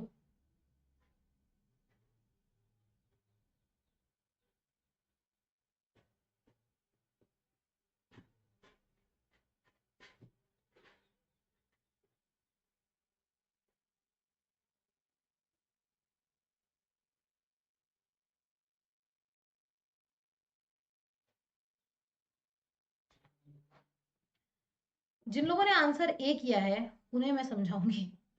यहाँ पे आंसर होगा ऑप्शन नंबर सी, कि स्टेटमेंट पहला सही है लेकिन स्टेटमेंट दूसरा गलत है। पहला स्टेटमेंट ये बोलता है all human actions associated with production, marketing and consumption of goods and services are defined as economic activities. For example, आप एक पर्टिकुलर बिजनेस में इंगेज हैं और आपका जो बिजनेस है वो बुक हाउस का है आपका एक काम। बुक हाउस मान लीजिए, या मान लीजिए कि आप एग्रीकल्चर एक्टिविटीज के अंदर लगे हुए हैं, आपको बनाना है आलू के चिप्स। तो आलू का जो प्रोडक्शन हो रहा है वो एक तरह से इकोनॉमिक एक्टिविटी है।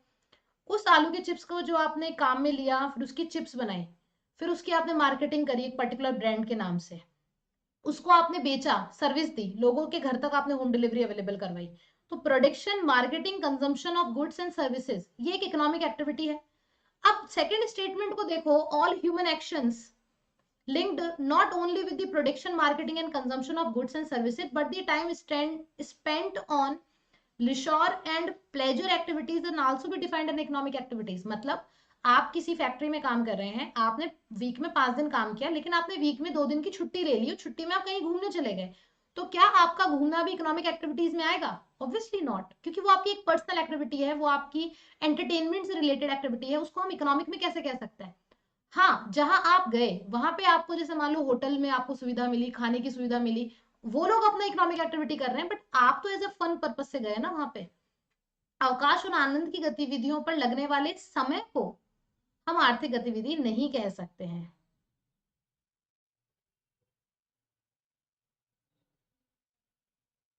नेक्स्ट है river and type of delta, Mississippi, Ganga, Narmada and तिबर।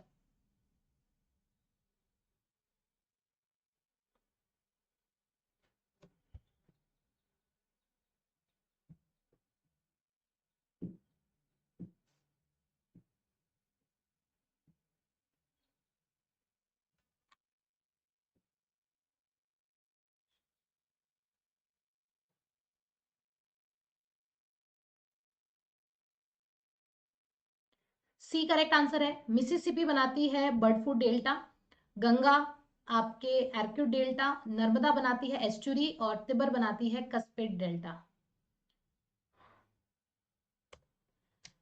Which of the following are not functional reason?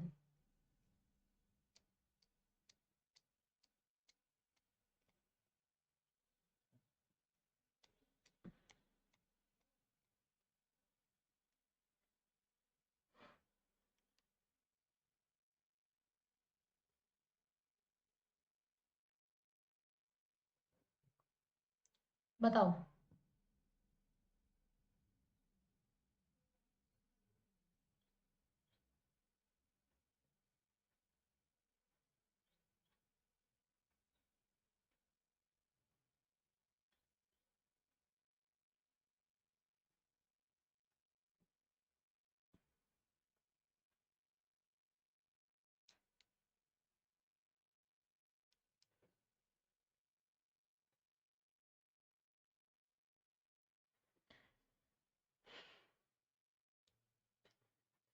Obviously guys, यही तो बात है, बी को एलिमिनेट करोगे आंसर अपने सामने आ जाएगा।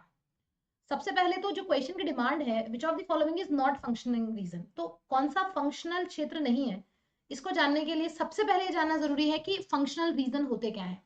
हम लोग ज्योग्राफी में 2 तरह के क्षेत्र पढ़ते हैं, एक फॉर्मल रीजन, एक फंक्शनल रीजन।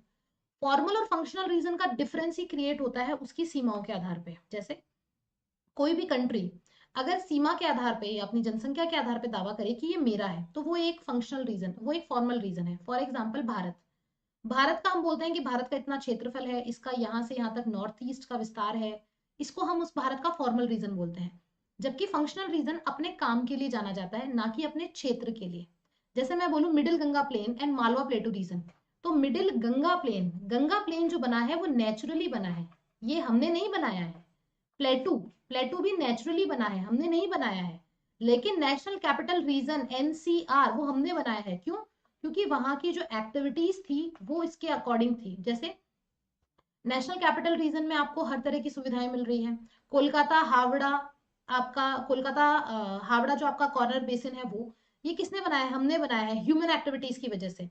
तो कार्यात्मक क्षेत्र वो होता है जहां पे डेवलपमेंट आप खुद करते हैं, और फॉर्मल रीजन वो होता है जिसमें हम बाउंड्रीज के तहत उस रीजन को डिफाइन करते हैं। जैसे एनसीआर है, एनसीआर को आप डिफाइन पर्टिकुलर एक क्षेत्र में नहीं कर सकते। नेशनल कैपिटल रीजन वो हर जगह का हो सकता है, हर राज्य का, हर देश का अपना एनसीआर हो सकता है। क्यों?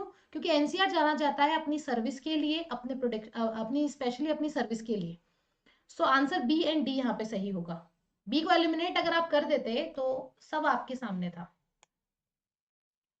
चलिए बताइए।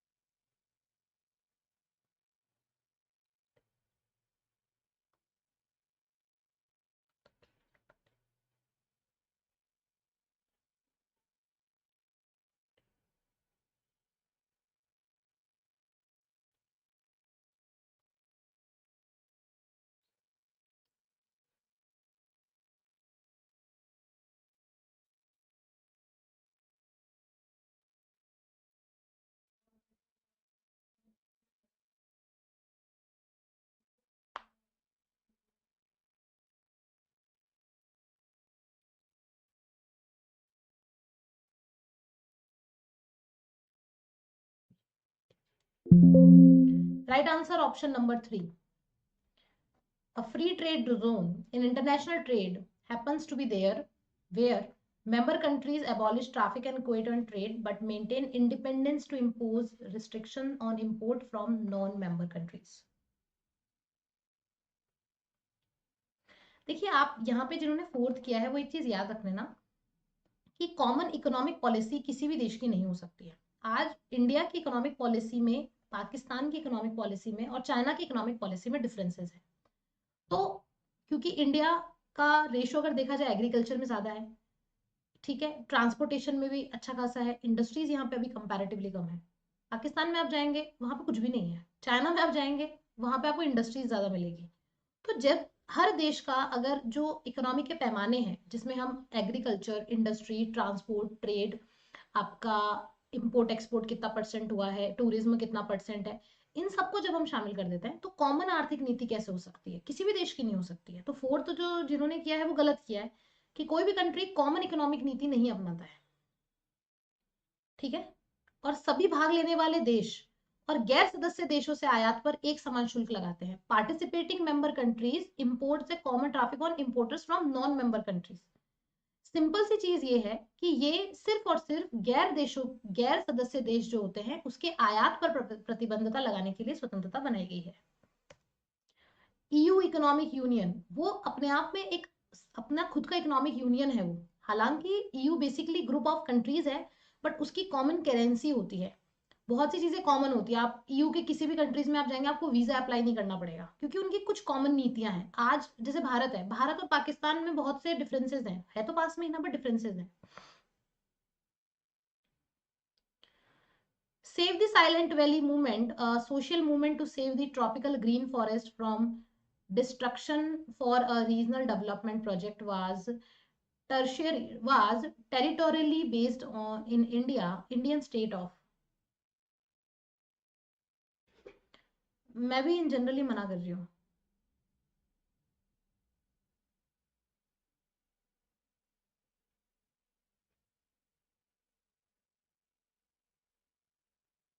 सही आंसर है केरल. साइलेंट वैली जहां आ गया वहां पर आपको आंसर केरल कर देना चाहिए था. केरल के अंदर ही ये एक आंदोलन चलाया गया था क्योंकि केरल आपको पता है कि बहुत ही ग्रीन जगह है, ट्रॉपिकल एनवायरनमेंट है, ट्रॉपिकल वेजिटेशन है वहाँ पे. तो वहाँ के एनवायरनमेंट को बचाने के लिए ये एक सोशल पहल थी जो वहाँ के रीजनल लोगों द्वारा करी गई थी.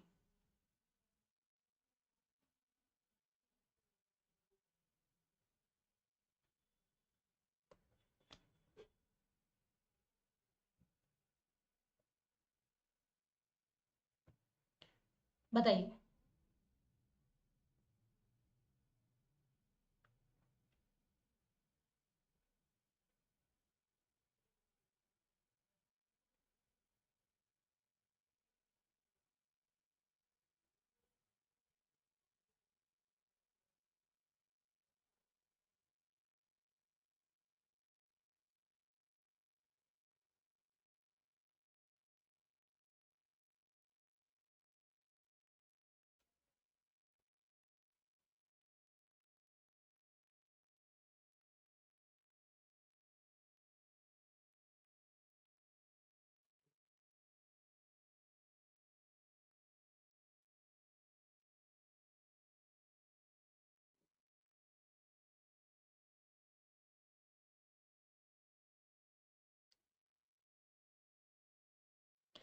Correct answer option number A. The both are correct और एक दूसरे को एक्सप्लेन भी कर रहे हैं. तो क्योंकि आर्थिक पिछड़ापन है, भौगोलिक अलगाव है, इसी वजह से ये जनजाति जंगली और पहाड़ी क्षेत्रों में फैली हुई है. और 2011 की जनगणना के अनुसार भारत की आबादी का लगभग 8% हिस्सा, 8.6% हिस्सा भारत की जनजातियां लेके जाती है. नेक्स्ट है laminar flow of air refers to. वायु का लालिमा प्रवाह संदर्भित करता है.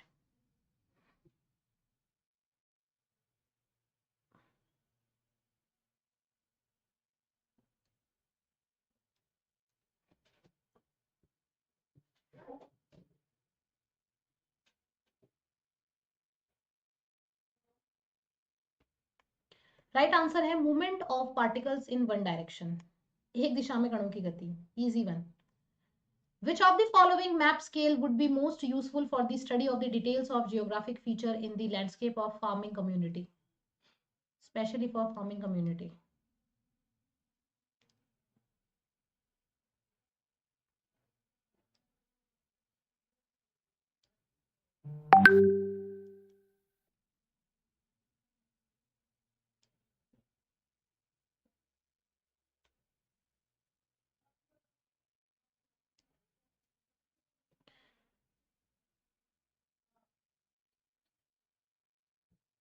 सी वाले कौन है भाई? सही आंसर होगा option number B, 1 lakh.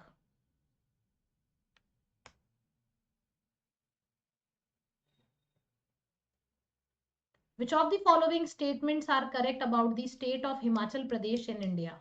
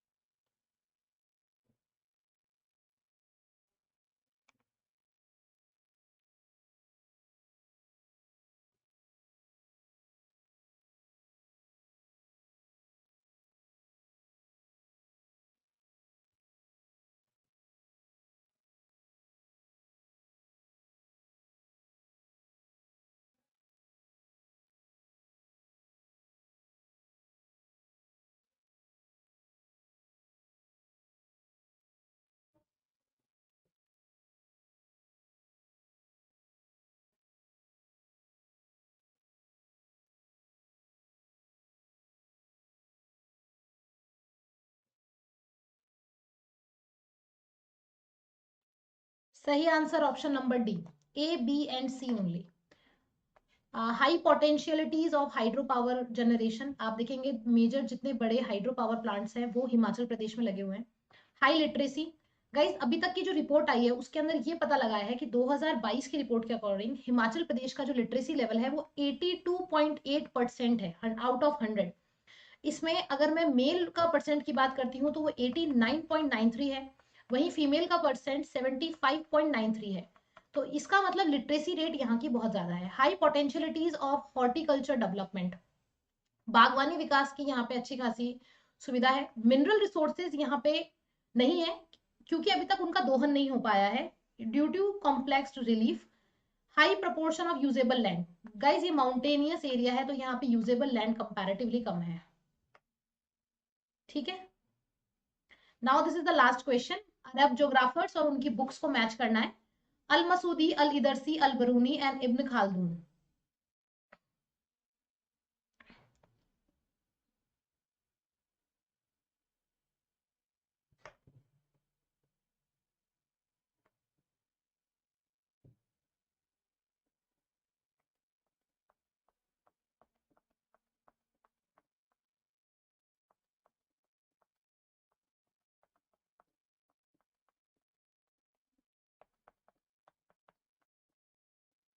Guys ए, क्योंकि अल बरूनी की बहुत फेमस किताब थी किताब उल हिंद, जिससे हमें इंडिया का जो मिडेवल इंडिया है उसकी हिस्ट्री को जानने में काफी हेल्प मिलती है।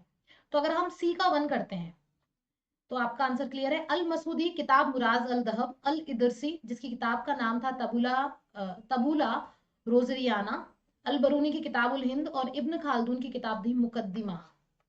कई बार इंडिविजुअली भी इनके नाम पूछ लिए जाते हैं। चलिए नेक्स्ट हमारा पैसेज है जिसको हमें नहीं करना है।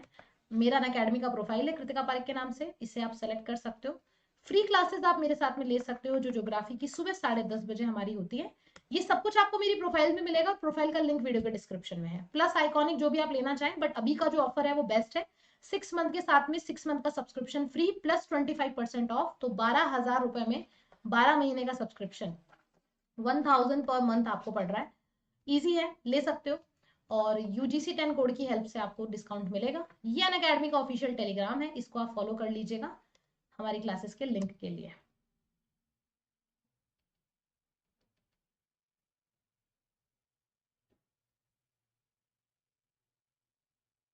Thank you everyone, thanks for your kind words, valuable words, thank you very much. इतना ही। अगर क्लास अच्छी लगी है तो जल्दी से लाइक का बटन दबा दो, शेयर कर दो और चैनल को सब्सक्राइब करके बेल आइकन भी प्रेस कर दीजिए। Thank you. मिलते हैं अब आपसे। 4:30 बज चुके हैं, हमारा सेशन हो चुका है। नमस्ते रंजीता जी, आ जाइए स्पेशल क्लास में, मैं वहीं जा रही हूँ। 1 मिनट के अंदर हम क्लास स्टार्ट करने वाले हैं हमारी स्पेशल, तो वहां पे आप सभी से मुलाकात होगी। धन्यवाद, बाय।